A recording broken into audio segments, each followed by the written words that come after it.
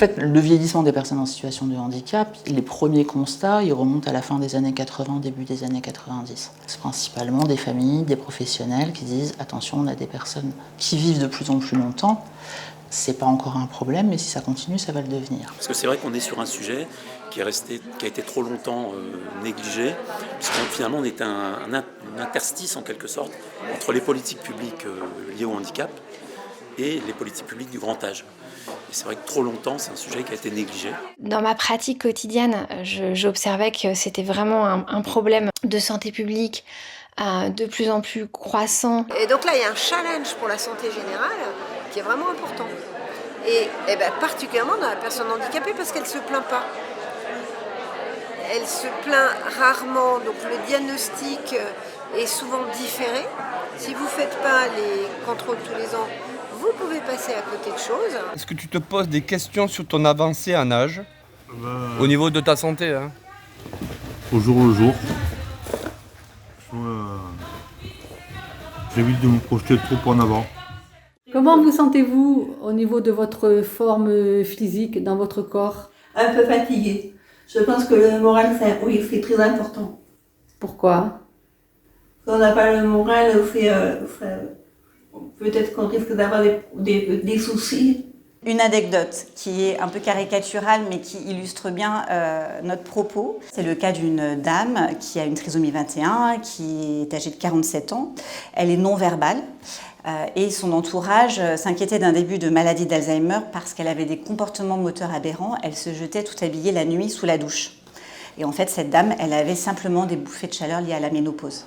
On peut voir chez certaines personnes, de façon générale, un vieillissement accéléré, un phénomène de vieillissement accéléré qui fait qu'il y aura besoin d'un accompagnement gériatrique avant l'âge de 75 ans. Nos patients en consultation gériatrique et handicap n'ont pas un âge commun en gériatrie puisqu'ils sont plus jeunes en général. Marion a travaillé dans un ESAT de 20 ans à 50 ans.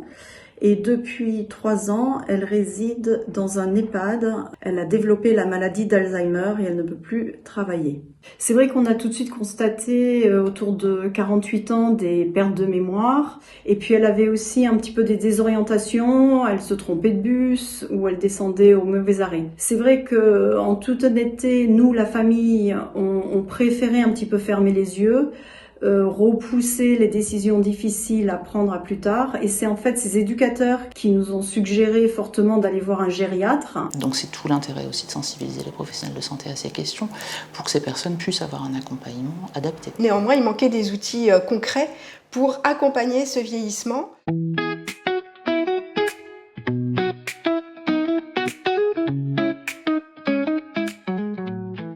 On a contacté des experts de la santé, mais on a aussi contacté des experts du handicap. Et ce projet propose de fédérer les acteurs dans le croisement de regards en échangeant sur les expériences et les expertises. Comment on peut développer des outils pour permettre aux personnes en situation de handicap de comprendre ce qui se joue lors de leur vieillissement, comment le prévenir.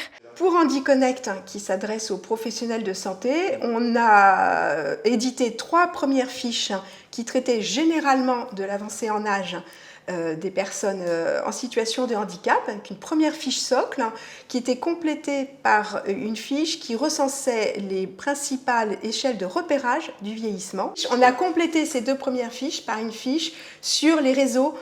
Et on a essayé d'apporter une nouveauté qui était d'accompagner le lecteur en fonction des objectifs qu'il recherchait. S'il recherchait à savoir si son patient avec un handicap avait une dénutrition, une dépression. On a publié une 4e fiche sur la paralysie cérébrale et des travaux sont en cours sur le polyhandicap et la déficience intellectuelle. Pour Santé BD, on a commencé par un travail d'adaptation des dessins puis des scénarios d'une 15aine de Santé BD. On a réfléchi sur quelles étaient les thématiques qui pouvaient concerner les personnes plus âgées.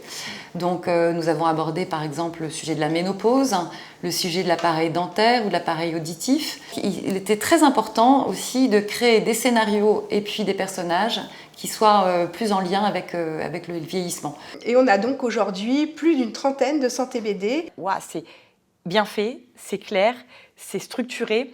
Et le fait que ce soit accessible en ligne, chacun peut, entre guillemets, aller piocher ce dont il a besoin Et ça, c'est pareil, c'est hyper intéressant aujourd'hui d'avoir ce côté self-care, libre service entre guillemets, et chacun va être acteur dans son parcours. Ces outils sont accessibles à tous et traitent de sujets très concrets qui vont permettre aux personnes vieillissantes en situation de handicap de poser des questions, de comprendre et de pouvoir discuter avec des professionnels de santé et ainsi de prendre soin d'elles. Et avec des outils qui répondent tout à fait aux besoins, des outils qui sont intelligents, qui portent en même temps la parole, moi je suis médecin, mais des agences, mais aussi des patients eux-mêmes. Donc oui, ils ont créé des outils sur un champ qui était vierge, il n'y avait rien. J'ai pu constater dans mon quotidien qu'en travaillant sur la communication alternative, vraiment ça améliorait énormément le travail de tout le monde et donc la qualité de vie des personnes. C'est quand même la base de nos relations humaines et donc de nos relations professionnelles, de la relation thérapeutique notamment.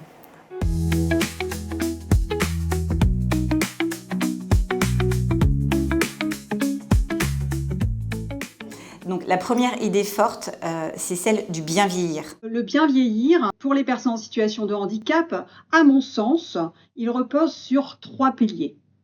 La connaissance de soi et l'autodétermination, le sentiment d'appartenance à une société solidaire et l'équité d'accès à tout ce que propose cette société. Un autre point sur lequel j'aurais souhaité insister, c'est que quand une personne en situation de handicap développe une pathologie liée à l'âge, c'est hyper important de porter un diagnostic. Nous, souvent, nos patients à qui on annonce un diagnostic difficile de maladie d'Alzheimer, souvent ils nous remercient parce qu'en fait, on a pointé du doigt que leurs symptômes résultaient d'une maladie. Notre idée phare chez Cœur en Âge, c'est que le vieillissement des personnes en situation de handicap doit être accompagné avec les mêmes droits et la même attention que tout à chacun. Permettre à chacun de bien vieillir, de rester acteur de sa vie. Et cette question de l'autodétermination, à mon sens, elle doit se poser du bébé au pépé.